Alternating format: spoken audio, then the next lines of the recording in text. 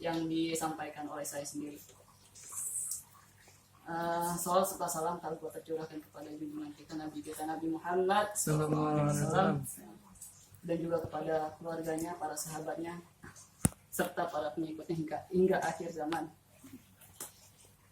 Sebelumnya saya ingin mengucapkan terima kasih kepada Ibu Aisyah Ratnaningsih selaku tuan rumah yang telah memberikan kesempatan kepada saya untuk menyampaikan kultum di tempat ini.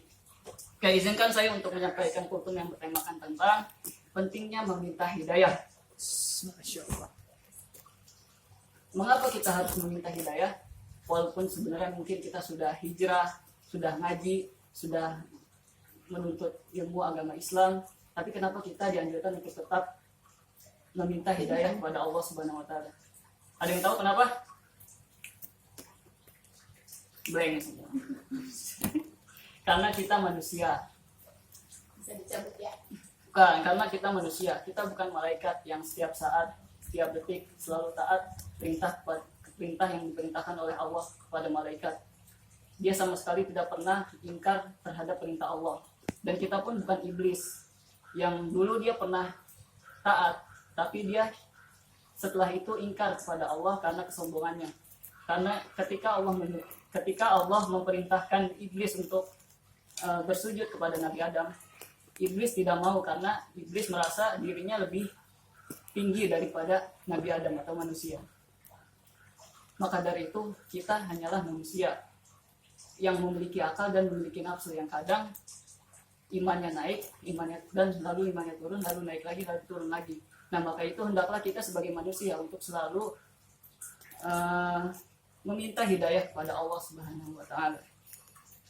Jangankan kita, bahkan sekelas Nabi pun itu dia selalu meminta hidayah kepada Allah Subhanahu wa Ta'ala. Ada di dalam doanya, yaitu Allahumma inni as'alukal huda wassadad. Artinya, ya Allah, aku meminta kepadamu hidayah dan kebenaran. Hadis riwayat Muslim nomor 2725. Dan ada lagi doanya yang lain yang kita kenal, ya muqallibal qulub tatsbit qalbi ala dinik, wahai zat yang membolak-balikan hati manusia, teguhkanlah hatiku di atas agamamu. Nah, itu aja sekelas Nabi masih minta hidayah kepada Allah Subhanahu wa Ta'ala.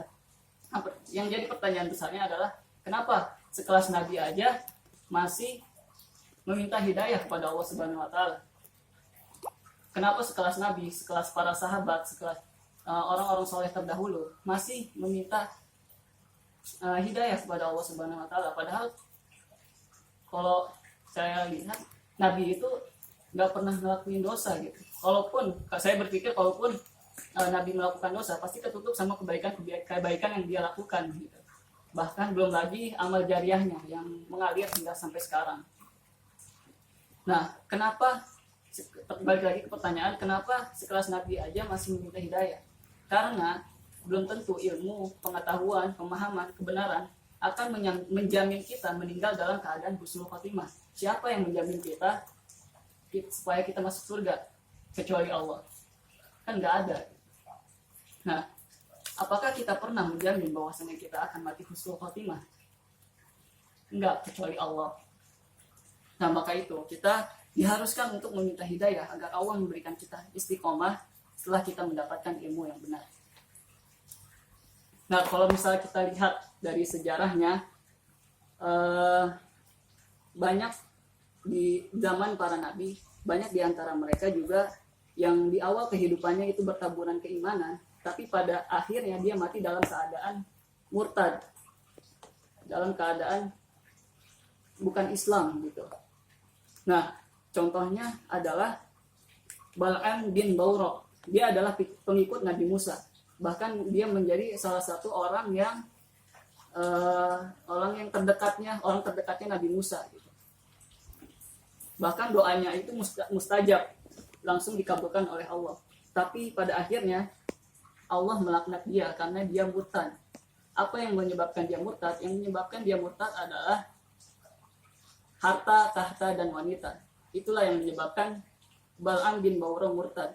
Padahal bayangin, padahal dia ini pengikutnya Nabi Musa, orang terdekatnya Nabi Musa, tapi pada akhirnya, endingnya dia malah murtad. Selanjutnya ada Ar-Raja bin Unfuah. Beliau ini adalah nabi yang dipuji oleh Abu Bakar dan dipilih untuk menjadi delegasi sunnah dan diutus oleh Nabi SAW untuk menyadarkan Musailamah. Musailamah ini pada saat itu adalah nabi palsu, yang orang yang mengaku dirinya sebagai nabi pada zaman itu.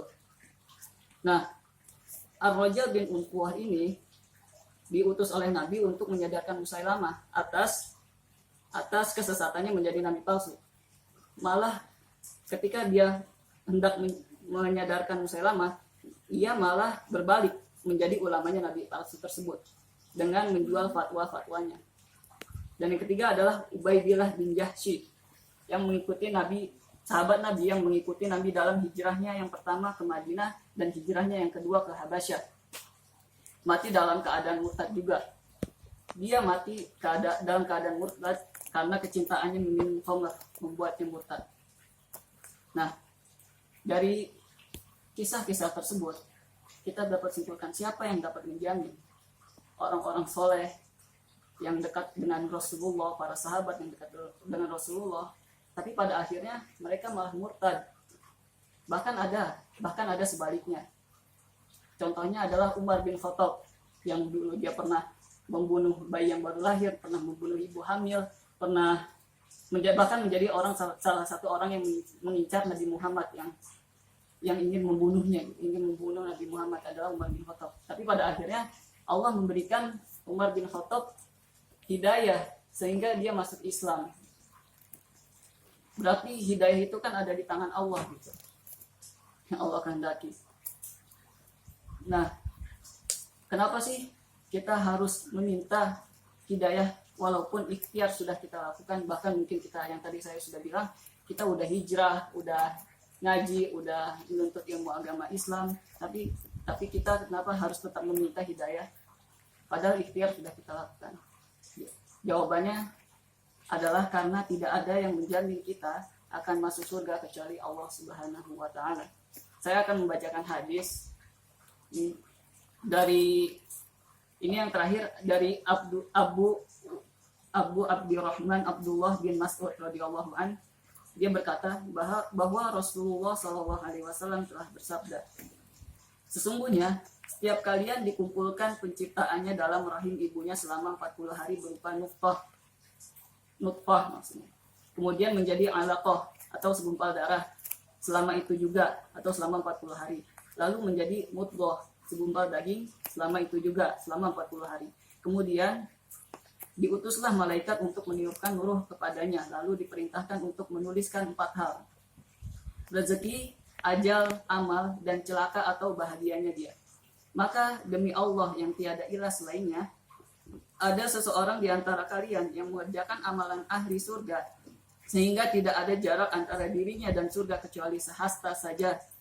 Kemudian ia didahului oleh ketetapan Allah atau takdir Allah, lalu ia melakukan perbuatan ahli neraka, dan dia masuk neraka, dan pada akhirnya dia masuk neraka. Ada di antara kalian yang mengerjakan amalan ahli neraka, sehingga tidak ada lagi jarak antara dirinya dan neraka kecuali sehasta saja. Kemudian ia didahului oleh ketetapan Allah, lalu ia melakukan perbuatan ahli surga dan ia masuk surga. Diriwayatkan oleh Al-Bukhari dalam Bad'ul Khalq. Nah,